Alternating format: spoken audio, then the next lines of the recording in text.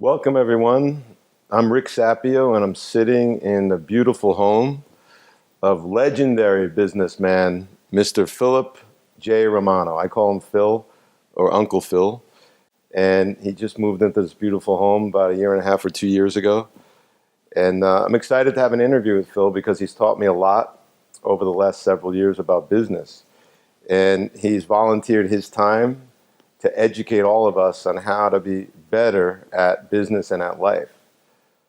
Thank you for joining us, Phil. We appreciate it very much. One story I love to tell, and I'd like you to share it now, is the story of thinking outside the box to get people to come to one of your restaurants. And we're going to go into more of the details, but I think right now, while you're thinking about it, I remember the story because I read it about 20 years ago in a magazine when you gave free food on Monday or Tuesday nights. Yeah, that was in fact, I got, American Express gave me an award for having the best promotion for the whole year, of anybody. And it was funny. Again, it's trying to survival, And again, Rick, I'm an entrepreneur. And I really think that being an entrepreneur is survival of the unfittest, not the fittest, the unfittest. Survival of the unfittest. It's like I couldn't hold a job. I don't like taking orders. I don't like to be told what to do. I want to work at my own pace. I don't work. I just do things. And I don't want anybody telling me what to do or how to do it. So I was unfit. I couldn't hold a job. So being unfit, I said, I got to create my own business, my own world. So I won't have to work for anybody. But if I was fit and ready to go, I'd be like everybody else, working for somebody else, trying to control my own destiny. It's ridiculous. I just can't imagine working for somebody else day after day after day, going in there, pleasing him rather than the general public or something, making him happy, having him making decisions that my livelihood is going to depend on, being told what to do every day. I want to control my own destiny. That's what I think America is about and what's happening, and it's there. Anybody can control their own destiny. All they got to do is take that step. If somebody else could do it, hell, you could do it too. We had Macaroni Grill, the first Macaroni Grill we built, and it was about 15 miles out of town in San Antonio. It was an old area, an old dance hall. Actually, in fact, before it was that, it was a hardware store, an old dance hall, and so forth. So anyway, I bought that. I bought the whole little town. I bought it for about maybe $600,000 at the time, and started building things there out of town, and created about 2 or 3 concepts in that little area. But I created Macaroni Grill, 15 miles out of town. I was very busy on the weekends. On Saturday, Sunday, Monday, Saturday. Let's see, Friday, Saturday, Sunday was busy. Thursday was okay. Wednesday was okay. Monday and Tuesday was slow. They wouldn't want to go out there. And I've had, weekends I'd have an hour wait. People come in. It was good because way out of town, when they got there, they had to wait. No place else to go, so I had them.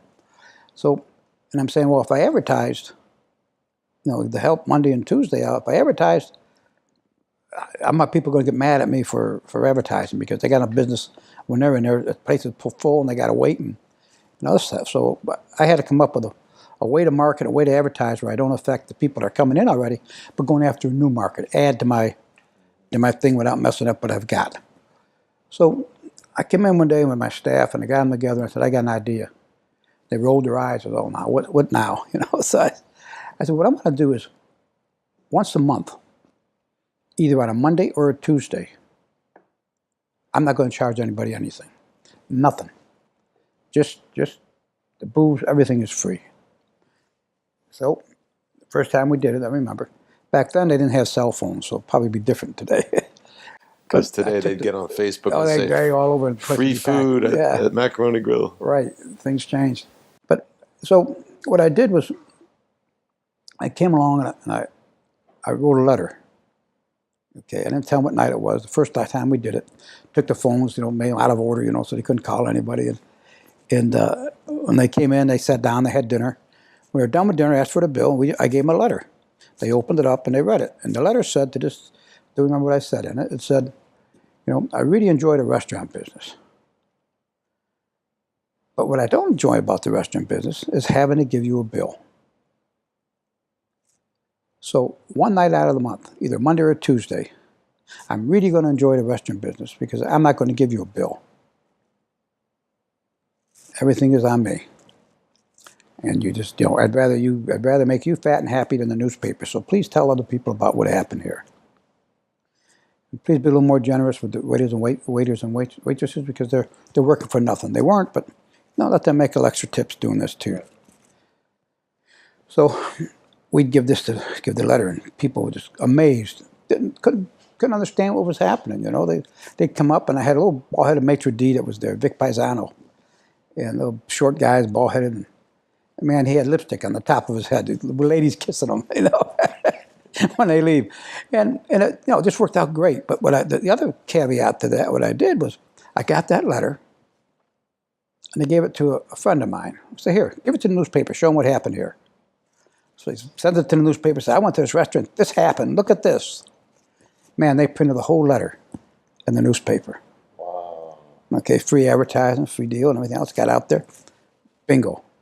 Place was jam-packed on Monday and Tuesdays. All it cost me, was maybe food cost, because I was always paying the rent, the labor, everything else was all paid for anyway. Right.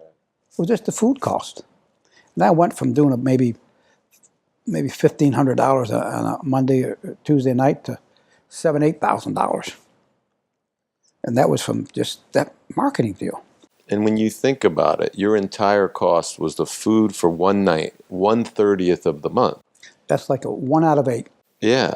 1 out of 8. You do 2-for-1 meals. Everybody thinks that 1 out of 8. Right. And people don't think about marketing like that. A lot of people look at marketing as an expense. Well, let me spend 20% of my revenue on marketing. Here, you didn't spend anything other than the food cost. So it's brilliant. And that's an outside the box way of thinking. So if it was $8,000, 20% of $8,000, how much was my food cost? The rest of it was profit. Yeah, so it worked out good, and you could measure the effectiveness of your promotion, and you could count how much you made from it. How do you manage your time? You've got all this stuff going on. You're feeding thousands of kids through your charity, Hunger Busters. You do social events. I recently came to a party at your house. So there's a lot of planning involved in that. So you've got your social life, you've got your charity, you've got dozens of businesses. How do you manage it all? Rick, I delegate. I just delegate. I get the right people to do the right things for me. I'm the planner. I'm the schemer. I come up with the plan, and I get somebody else to do it. There's a good friend of mine, General Jack Lady. I went to school with him and he became a general, 2-star general. He was Schwarzkopf's intelligence officer during Desert Storm. Jack told me a story one time. He said he remember when he first got to Vietnam. He went to out of military school, West Point, and the whole thing, and he knew all about everything there was, and he was a captain at the time. And he took over this company in Vietnam, and he was saying, "Boy," he says, "I was really gun ho, and so I had my own command, so I go out on a mission with my company, and boy, I was out there, and I want to make some kills, that was the thing you had to do. So I'm out there shooting up a storm, and making my kills and doing this stuff, and all.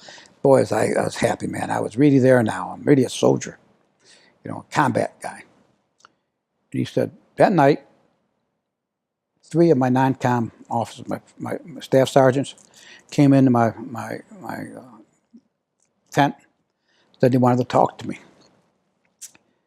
And they said, "Listen," he says, "we don't want you doing that anymore. We don't want you out there doing that. You're the leader. You plan. You take care of us.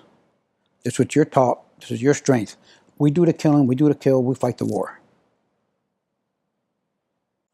That's not your theater.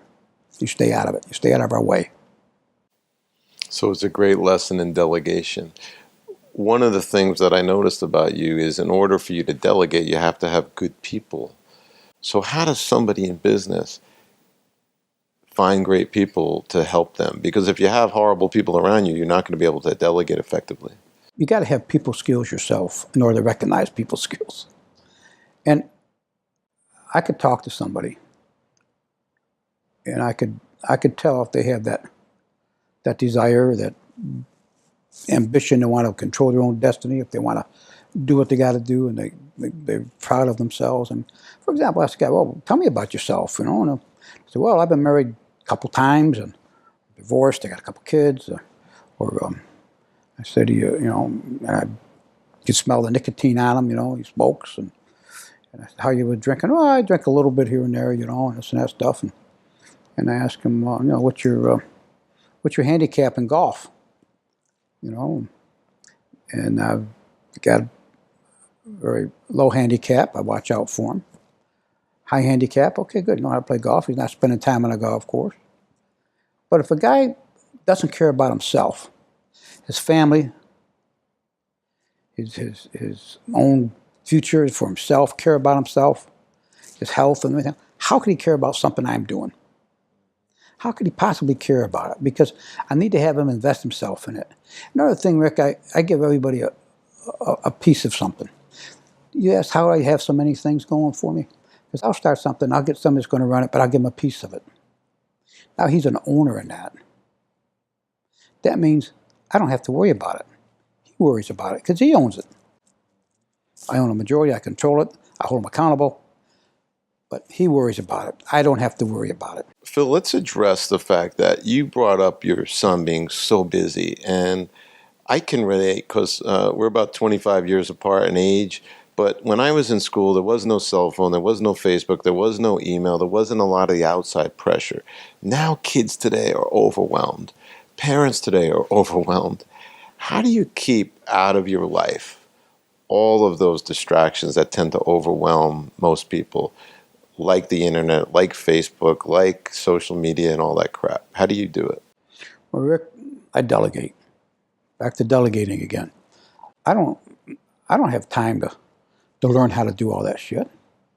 Why do I have to learn how to do it? Somebody else knows how to do it. My son knows how to do it. You know, I need help with my computer or something like that, or just to do something. I get him to do it. My secretary does it. They understand the computer. I don't have time to learn about the computer. I'm the old-fashioned guy. I'd rather pick up the telephone or talk to you on a cell phone than text you, because I get an answer. I can tell you in your voice what you're thinking. I can't just do it with written words, you know. And so, you know, but I think that social disease they all have, and that's the way life is today. You just got to understand that, because that's going to be our market, and they're going to have a lot of money in that market because they're smart. They're highly educated. There's more women with master degrees in that group than men. They're working probably 2 jobs because they can't get the job they want, and a lot of them are living in the home. So they got this disposable income, and they're looking for the opportunity. They're looking out there. They're smart. They know how to take advantage of it when they do, and they help each other become successful. They back each other. I want to switch gears a little bit and talk about, as busy as you are, later in life you decided that you wanted to get into the art business, and you are an artist, you're a painter, and it's interesting, and why I'm bringing it up is, here's a guy that's sitting across from me, and you're the listener, you're watching this. How does this guy have time to create an incredibly successful charity that's fed over 1 million people, to be involved in over 50 businesses, to have an art gallery, to paint? You actually have your own art gallery where you go and paint. I've been inside of that. So I want to ask, how did you get involved in art, and how does that fit into all of this? Well, you know, I'm creative. I create businesses, I create concepts, I create ways that people can enjoy themselves. And it's when I'm not creating a restaurant or creating a business, I get bored. I got to do something. So I started painting. I used to visit a lot of galleries when I was a kid, you know, and traveling, you know, in Europe and all around. I visited galleries, and I used to say, you know, this gave me confidence too, because I think I could, you know, good as the next guy. And I'd see a piece of art, I look on the wall, I says, whew, shit, I could do that. What's so cool about that? I could do that. So the only way you're going to find, get some canvases, some paint, and you do it and say, oh, that was so easy. But I kept doing it until it got better and better, and all of a sudden it got professional looking, and all of a sudden, hey, okay, now I got art that people buy. Man, and they buy my art. On behalf of you, the community that is watching this, on the behalf of you, Phil, I just want to thank you for opening up your home, opening up your heart, opening up your mind, being vulnerable, and sharing your innermost secrets on success. Is there anything that you want to share to close out the interview? Well, I just surmise what I'm saying. You know, you just got to become a mad person. What you do, you got to have a point of difference. Okay, you got to come up with your Bill of Rights, whether it's a business or whether it's you personally. It's called principles. You got to have principles. I teach my son this. Thank you so much. Okay, Thank you're you welcome. for listening to this. I hope you learned some valuable lessons about life. I mean, this is the real deal. And, you know, from my perspective, watching you these last, I don't know how many years it's been, but it's effortless. So you make it look effortless. So thank you for being an example of being a good American and a good business person and giving back to the community. I appreciate it. Okay, Rick.